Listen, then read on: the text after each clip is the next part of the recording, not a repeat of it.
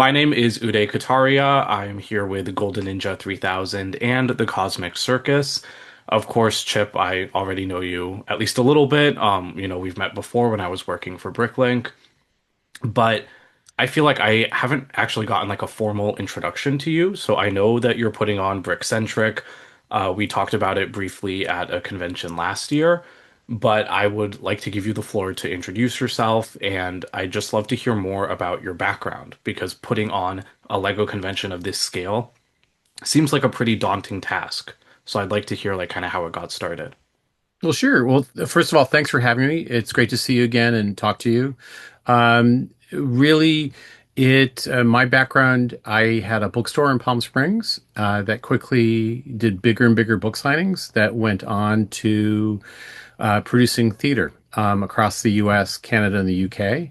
And then I've also run special events here in the US after the performer I was producing unfortunately died on tour. And so came back to LA and started running big parties for people in Beverly Hills and what have you, and corporate stuff from that. In regards to Lego, started last year going to all the conventions, starting with BrickCan in Canada and moving through the whole slate or the majority of them. I think there are two that I still need to do, offering to volunteer, help out, and really getting the lay of the land. And as you know, there hasn't been a Lego convention in LA in about 5 years, especially a fan-driven event that's locally produced. And there was an opportunity and decided to run with it. And Lagola, OC Lug, Thai Lug, Sand Lug, they've all been super supportive, LB Lug. So it's really just the nature of getting going and celebrating the builders and the diversity in builders here in Southern California. And in reality, all across the globe. We have people coming from the UK. We've got people coming from Asia. We have people coming from South America. So it's really going to be, I would like to think, the beginning of a global event. But right now we're starting, smaller. But I think there's plenty of room to grow. That's really good to hear because I will say, like, I lived in Southern California for a couple years. I recently moved away, but I know that there have been some other Lego conventions. So there was Solvang Bricks and Builds last year. That was also like brand new. I think last year was the first time it was held. Although, of course, that's not exactly Southern California. It's a little hike out. But there's also stuff like OC Brick Convention. Mhm. So what sets Brick-Centric apart from other events like that in the region? Well, I think to speak to Solvang, I think Allison does a great job for a boutique experience. I think it's rather small. I don't know the bandwidth or the breadth of experience that you would get by going there. Solvang is a beautiful town, very much a wine country. Brick Convention is part of a traveling show. So they travel all over the United States. And then there's another one that does that as well. And I think when you go in, the vibe is different. And I think the vibe is different because it's not a lot of local builders and it's not the incredible diversity or the skill sets that are present here, especially in LA. I mean, what people are creating here and people actually employed doing or having their own business building things for out of Lego, out of brick, creating it as an art form. Sam Wildflower is a great example. Bruce Heller is a great example. Brandon Griffith's a great example and Chris Wright, of course, is they're incredible builders and they do incredible things with brick, which is, my thing is that, from small elements or become mighty creations, and that's what it's all about. I didn't realize actually that OC Brick Convention was a traveling, like road trip kind of convention. But Yeah. I agree, there are so many excellent builders that are local to the area because, like, I've met Sam and Bruce, and so I guess I haven't really seen a lot of their work actually. I've seen like, whatever they've showed me online, but in person, they haven't Yeah. had that platform to really show off what they can do.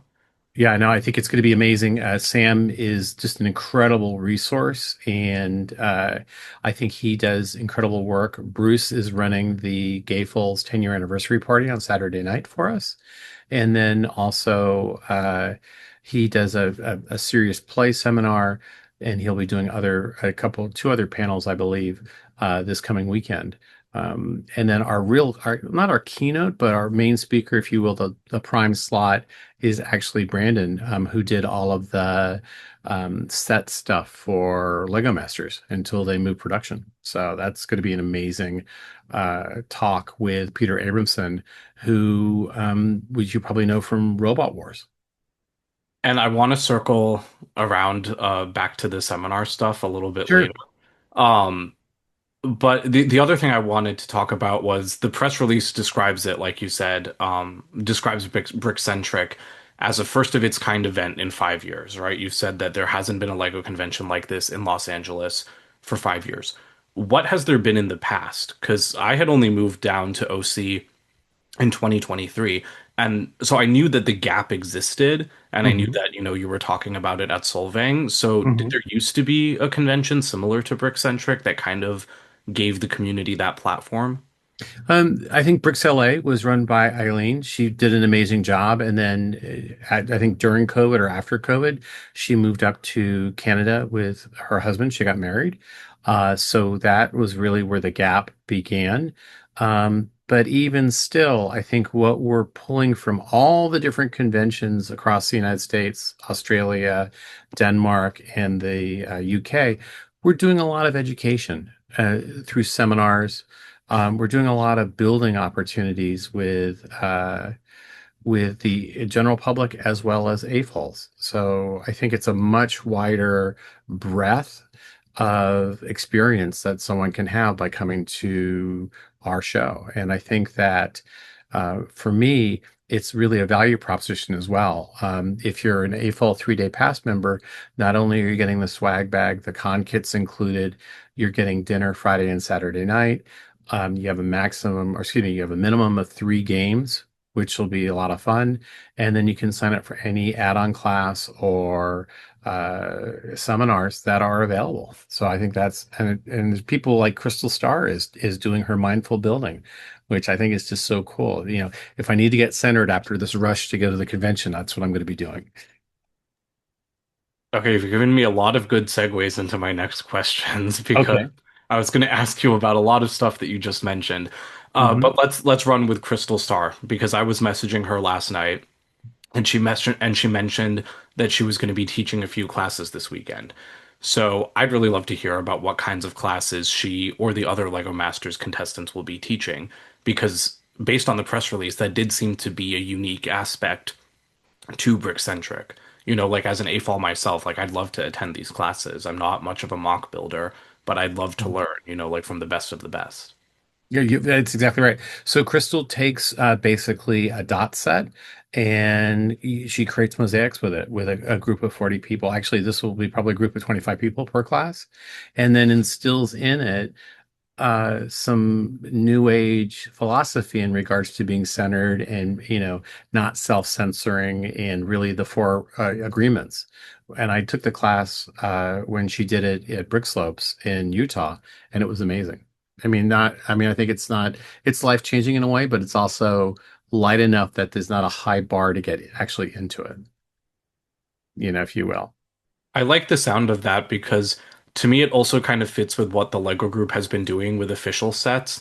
Like hmm some of the adults welcome sets, they really tried to market them as like mindful building, right? Like the art sets where it's like you buy an art set, you put on a podcast, you just chill out and have some alone time.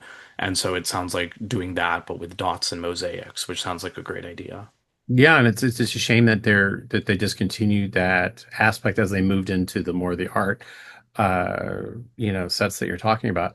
Also, it's about STEM and getting everyone involved, young kids and especially girls. We're doing a massive quilt with the Women's Brick Initiative.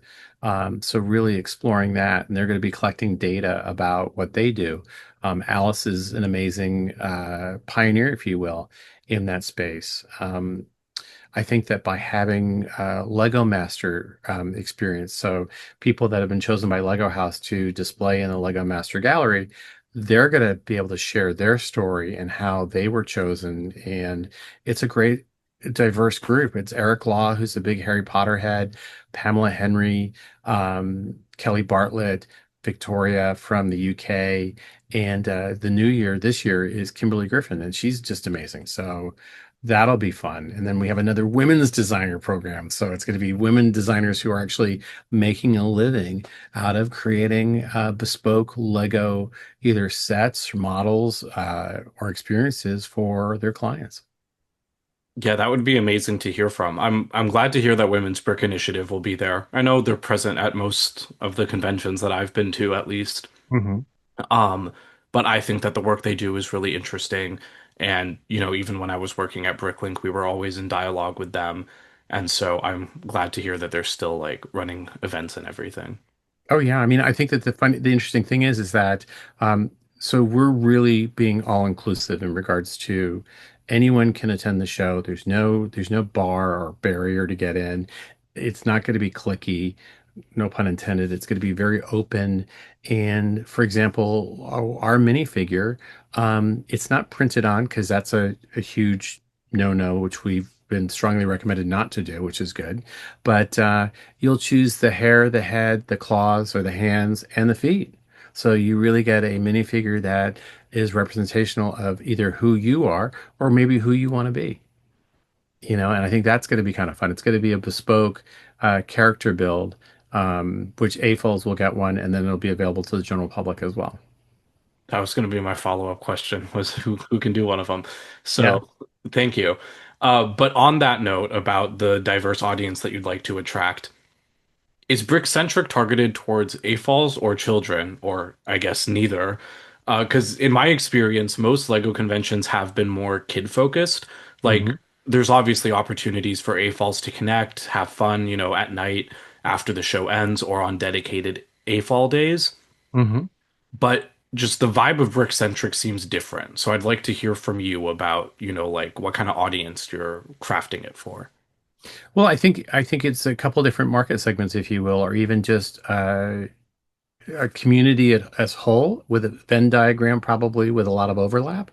One would certainly be kids. We're going to have a wonderful play area, not only with Duplo, but also with System Brick, which will be great. Um, I think that for the general public, we'll also it'll be running concurrently with the A-Full experience. So we'll have that as well. So I think it's a really wide audience, and not one is more important than the other, if that makes sense. I think, and again, we're all about inclusivity, enjoying the brick. After all, it's a toy. And it's not, we're not looking to make a political statement or have political statements made within the four walls. We really just want to pay homage, if you will, and to almost spread the word about Lego. I mean, because it's something that I've had in my life for nearly 50 years now. And it's a mainstay. And I was lucky that I never had a Dark Ages. So it's just something that keeps growing, and you can do things and have fun. And yeah, like you said earlier, the idea that you can just zone out and free build. I mean, that's just, to me, that if I had the time right now, that's what I would be doing. I'm the same way, actually. I never had a Dark Ages either. I think a lot of people, like in high school and college, they end up falling out of the hobby. Um, but I think I came to Lego a little bit late, actually. Like, I didn't get into it until I was like 10 or 11. I feel like most Hmm. kids will get into it when they're like 6 or 7. Hmm. And so I think that that helped me avoid the Dark Age because I was like, I'm just getting started. I can't put it down now. There you go. It's as I say, it's very once you start, you can't stop, and then it's just your budget going to change a little bit in regards to what your needs and wants are, if you will. Yeah, exactly. Okay, so there was also a list of games included in the press release, and you Hmm. mentioned them earlier, like with the A-Fall 3-day ticket. That seemed to be a very unique aspect of BrickCentric to me. I don't remember seeing like really any games at previous conventions, and if I have, I feel like yeah, they've been more like kid activities, right? Mhm. These games, can you tell us more about them? Like, are they open to all ages? Like it sounds like anyone can participate if they're included with the A fall package. Yeah, so we'll have two packages. One is the 3-day pass, and they have priority to book. And now we've opened it up the rest of the remaining slate to the 1-day pass holders. We just require that if you are someone under the age of 18, that you have a parent or guardian with you participating in the same game. And the games themselves, it's ideas that we've taken again from other shows, adding an LA twist, some Hollywood magic, if you will. So, for example, stand and model is really stand and build. So you're building is standing up, and you don't have any place to put your brick or what have you. Improv build is very similar to an event that Seattle does. I think they call it Masterpiece Build, and that'll be blind judged. And you take one set, and you're given free reign to do whatever you want to do with it to create a unique set. And then we'll have two judges come in who are not in the room while they're being built, and everyone's name will be underneath a tray, and you'll see they'll choose the top 5 or 10, and then they'll move on to the final round where they'll have another opportunity to build with that set plus another set. Um, but our unique game, if you will, that we're starting this year actually came about with Tylug. They're an amazing group out in the Inland Empire, and it's called Brick Pong.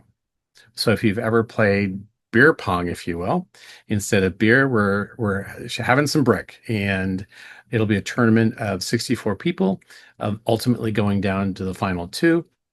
And as we go through the different brackets, we'll eventually end up having some really cool minifigures from Billund, from Lego House, and then we'll have keychains, and then some fantastic printed brick from Fabrik in Legoland, Germany. Oh, that's amazing.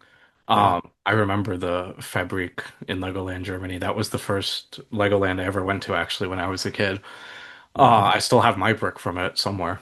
Yeah, no. So it's But funny that you mentioned that because when after Scareback we flew down and we spent 5.5 hours pulling elements for our swag bag because we're wow. not supported by Lego Group at the moment, and so everything that we're doing is really grassroots.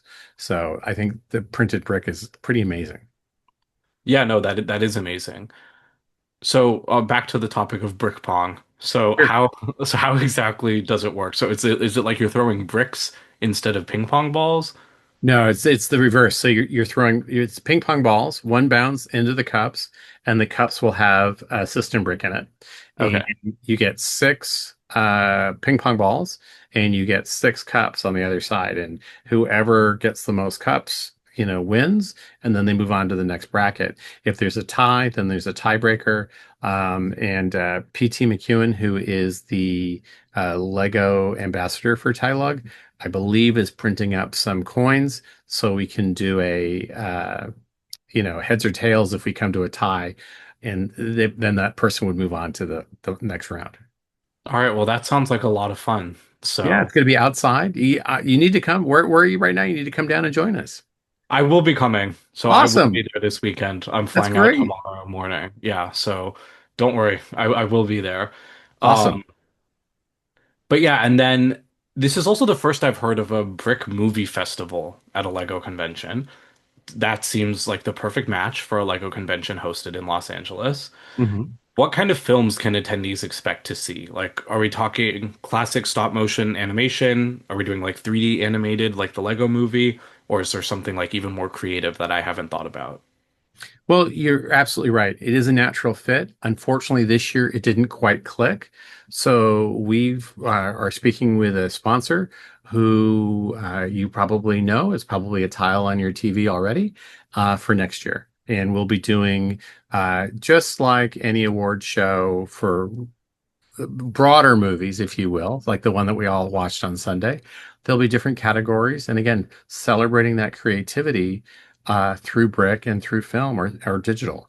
So there's incredible talent here in LA, but there's great talent across the globe. And I think that what we're doing really, again, is celebrating the builder and celebrating the creator. I mean, that to me is key.